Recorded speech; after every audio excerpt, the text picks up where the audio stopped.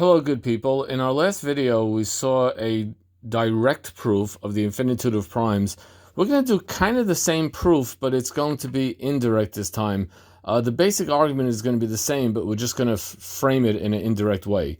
So what we're going to do first is we're going to assume that there is not an infinite amount of primes. We'll assume that it's finite and amount of primes, which and those finite primes are P1, P2, P3, dot, dot, dot, up to Pn. That's a finite amount. And now we just want to consider, so this is our list. P1, P2, P3, Pn. These are all the primes in the world. These are the primes. There are no other primes. That's what our assumption is. So we want to consider the following number, n, capital N, which is P1 times P2 times P3, dot, dot, dot, times Pn, and then plus 1, which is very similar to what we did in the previous proof.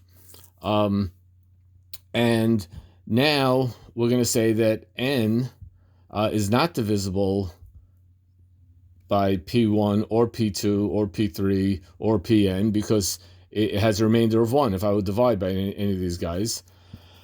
Very similar to what we said last time. And hence either n is a new prime, which is not on the list, or of P1 through Pn, or n has prime factors other than P1 through Pn. Either way, I have here a contradiction. I made two arrows pointing to each other, indicate a contradiction. And this is a contradiction because we said that there are no other primes other than the list of n primes, P1 through Pn. But clearly that's not the case because we've just kind of uncovered a new prime. Either it's n or prime factor of n. Hence our assumption was false.